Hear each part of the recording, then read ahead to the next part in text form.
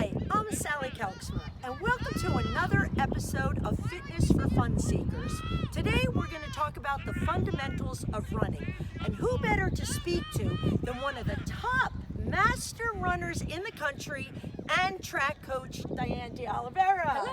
Hello! Hello, thank you very much for taking time out of your workout. Well, thanks for having me. Of course. Now, what can you tell somebody who wants to start running? How do they begin? Just start out very easy. The first thing you want to do is have a really good pair of running shoes just to make sure that it fits your foot type. Don't buy what looks the prettiest or what's the cheapest. You want to make sure you get fitted properly for your foot type. That's the biggest thing. Okay. Once you get your sneakers, just take it easy. Start with maybe 2 minutes of running. Walk a minute, 2 minutes of running, walk a minute. Depending on if you're starting brand new, never run, I would even say 30 seconds or just 1 minute. 1 minute on, 1 minute off, and just keep building. You know, do that every other day and then add minutes and cut down your rest time.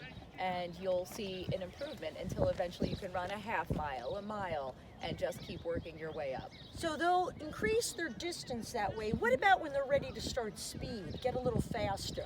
I love speed. I love the track. You know, that's why we're here. You're fast, so we know you love it. What I do is when I train people, I have them start out doing like 10 by 30 seconds faster pace with a minute walk rest in between. When they're finally ready to come to the track, like I'll build that up. I'll increase it to 45 seconds, a minute and 30.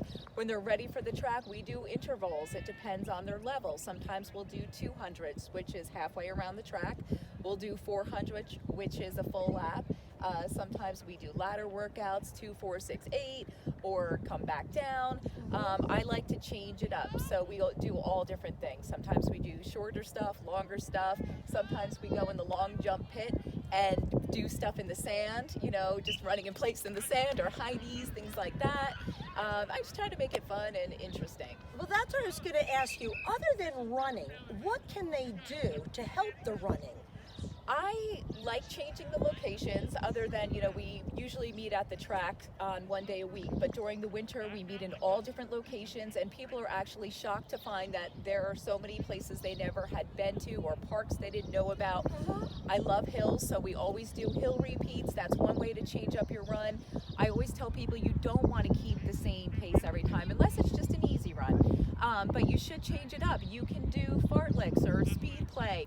I take sometimes, if I'm running in my neighborhood, I'll take 2 telephone poles or 3 telephone poles and pick it up, then back off, pick it up, back off, and I'll just pick certain points to run to.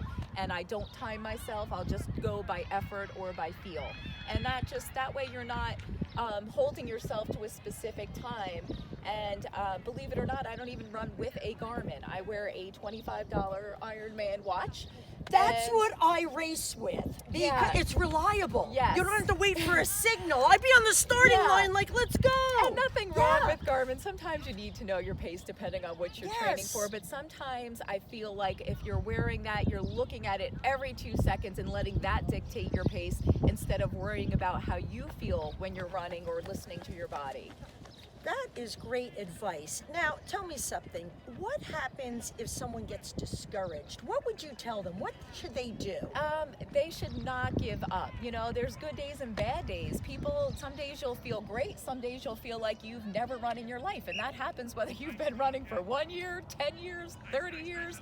You have good days and bad days. Yes. It's a matter of listening to your body. And if your workout or your run that day is not going the way you planned, change it or back off. You don't want to walk away from something discouraged or giving up. There's always ways to modify and get around that. What do you tell yourself when you're having a bad day?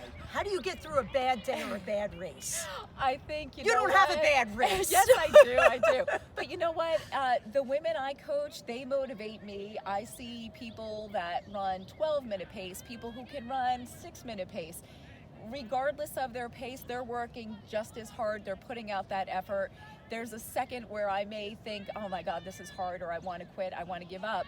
And that instantly crosses my mind. I don't expect them to give up, and they won't give up for me. So that kind of keeps me like, all right, I have to do this too. I have to walk the walk and not just do the talk. What's the best advice you ever got? I had great coaches pretty much my entire life, and one of the best things was from my high school cross-country coach, Mr. Jackson. Aw. And he always said patience. You have to have patience. I was always very impatient about certain things, and even driving up to Philadelphia one time, I was injured and we were going to Temple University. He pulled over on the side of the road and bought me the flowers in patience. So yeah, that's because so he said I'm nice. impatient, but just be patient. It will happen. Everybody wants to run a PR.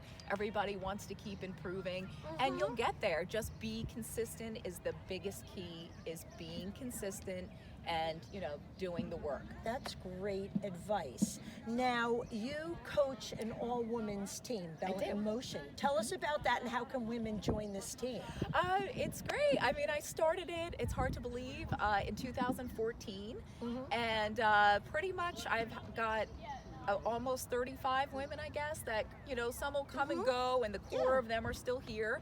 And it's all ages, all paces. I see a fast one. She kept running by us. Yeah. All ages, all paces. Yeah. And, it's more than just a running group. We're almost like each other's psychologists. We're each other's friends, support Yes. group, encouragers. But yeah, you can go online to motion.com. It's right. And It's right yeah, here, Bella all in Motion, over yeah. our clothes here. But, yeah, and we run in Monmouth and Ocean counties, different locations. What about for the men listening? Oh. What are we going to do with the men here? Nice that somebody cares Believe it or about it. not, some I men care about men. Okay. wear pink. They actually have run for us before in certain meets. Right here. Cross country, they've actually put on the tank top you're wearing in all pink. Aw. And they're welcome to join us at times, but for the most part we are an all-female USATF club. All right, I have one question left. What's your favorite event? Ugh, I this is know. tough. Anything 5K and down is my favorite, Yes. but really the track stuff is my favorite. I actually like a half marathon too, but That's one end but to the other. I know, I do. But really, the track stuff, I'd say the 800 is my favorite. And the older I get, I'm actually like eyeing the 400 and the 200. I know The exactly mile what you used mean. to be my favorite. I still like the mile, but it gets harder as you get older. It But does. I It like really it. does. That's Yeah. why stair climb. You just go up the stairs and it's done. In a matter of minutes. I don't even know how you do that, Oh, but I don't know how you do what you do and how you're so good at it. You just keep getting better I and can't better. even walk up those bleachers. Oh, stop. All right, so there you have it. The fundamentals of running with Dianne DeOliveira. Check out my website, sallykalksma.com, if you want to get in touch with Dianne and to see some other workouts. Thank you for joining us.